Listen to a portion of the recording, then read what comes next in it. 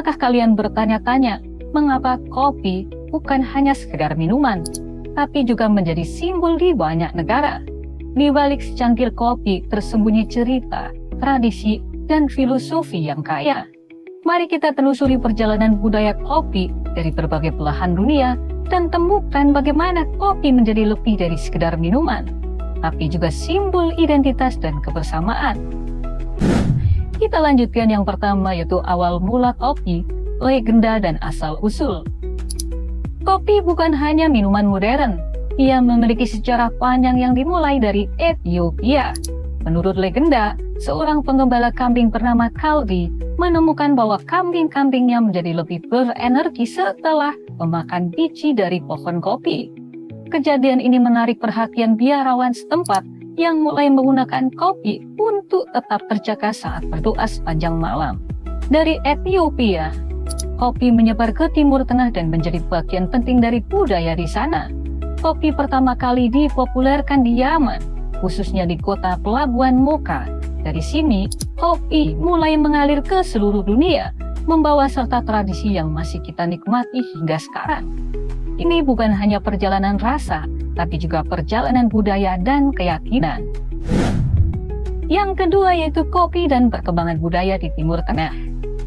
Di Timur Tengah, kopi bukan hanya sekedar minuman, melainkan simbol pertemuan dan kebersamaan. Di sini, munculnya kedai kopi pertama yang disebut Kahve Khaneh, menjadi pusat diskusi politik, sosial, dan budaya. Orang-orang berkumpul untuk berbicara tentang isu-isu penting sambil menyeruput kopi, menjadikannya ruang publik pertama di mana semua kelas sosial bisa berkumpul. Kedai kopi juga dikenal sebagai sekolah para bijak, tempat di mana pikiran-pikiran besar bertemu dan berbagi ide. Dengan rasa pahit dan aroma khasnya, kopi membangkitkan semangat diskusi dan inovasi. Ini adalah tempat di mana kopi tidak hanya diminum, tetapi juga menginspirasi pikiran yang jernih dan percakapan yang mendalam. Yang ketiga yaitu kopi di Eropa, simbol revolusi dan pencerahan. Ketika kopi pertama kali tiba di Eropa pada abad ke-17, minuman ini menjadi bagian dari revolusi intelektual dan ilmiah. Kedai kopi di Eropa, seperti di Inggris, menjadi tempat di mana para pemikir, penulis, dan ilmuwan berkumpul untuk bertukar gagasan. Disinilah kopi mendapat julukan bahan bakar pencerahan. Salah satu tempat terkenal adalah kedai kopi di Oxford, yang kemudian menjadi tempat kelahiran perusahaan asuransi Lloyd's of London. Kopi menjadi simbol perubahan, sementara anggur dan bir cenderung membius dan membuat orang lesu. Kopi membangunkan pikiran. Banyak ide besar dari revolusi industri hingga gerakan sosial lahir dari kedai kopi. Kopi telah menjadi lambang kreativitas, dan dari sinilah muncul istilah intelektual cafe yang sering dihubungkan dengan diskusi filosofis. Yang keempat yaitu kopi di Italia, seni budaya dan gaya hidup. Italia mungkin adalah salah satu negara yang paling erat kaitannya dengan budaya kopi. Dari espresso hingga cappuccino, kopi di Italia bukan hanya minuman, tapi juga bagian penting dari gaya hidup sehari-hari. Barista di Italia dianggap sebagai seniman, dengan setiap cangkir espresso dibuat dengan presisi dan perhatian penuh. Di sini, kopi disajikan dengan cepat, namun tetap menjadi momen yang dinikmati. Ritual minum kopi di Italia mencerminkan kecintaan mereka pada kehidupan yang lambat dan penuh arti. Setiap pagi, orang-orang Italia berhenti sejenak di bar lokal mereka untuk meminum espresso sebelum memulai hari. Dalam satu tegukan kopi yang cepat, terkandung rasa dan semangat yang mendalam. Cara sederhana, namun berarti untuk memulai hari. Yang kelima yaitu budaya kopi di Amerika Serikat. Revolusi kedai kopi modern.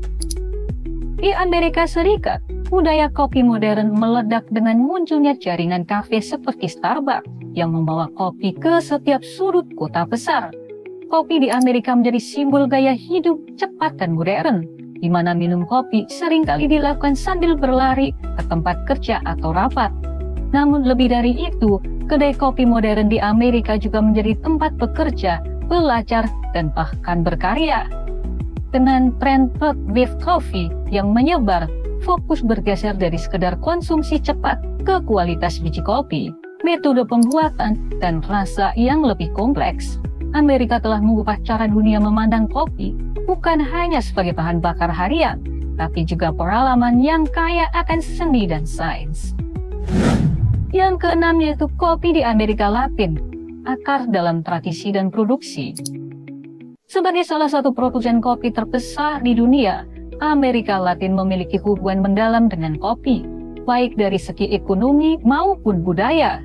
Di Brasil, Kolombia, dan negara-negara penghasil kopi lainnya, kopi bukan hanya minuman, tapi juga bagian dari identitas nasional. Kopi menjadi sumber penghidupan bagi jutaan petani yang dengan hati-hati menanam, memetik, dan memproses biji kopi terbaik di dunia. Di banyak daerah pedesaan di Amerika Latin, secangkir kopi adalah cara untuk memulai hari, menandai waktu istirahat, dan merayakan kebersamaan dengan keluarga. Setiap tegukan kopi membawa rasa tanah, alam, dan dedikasi para petani yang bekerja keras.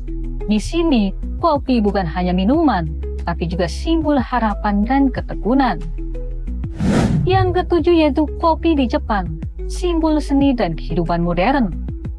Kopi di Jepang mungkin tidak memiliki sejarah sepanjang Timur Tengah atau Eropa, namun negara ini telah mengadaptasikannya dengan cara yang sangat unik. Di Jepang, kopi adalah lambang seni, keanggunan, dan kesederhanaan.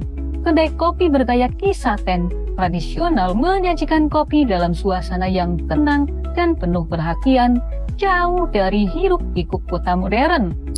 Selain itu, Jepang juga menjadi pelopor dalam inovasi kopi, seperti dengan tren kafe yang menawarkan kopi setelah dingin atau berbagai metode pembuatan manual yang presisi. Di sini, secangkir kopi dibuat dengan perhitungan yang akurat, menciptakan harmoni antara rasa dan penampilan. Minum kopi di Jepang adalah pengalaman meditasi, sebuah cara untuk menyeimbangkan kehidupan modern yang sibuk dengan momen ketenangan.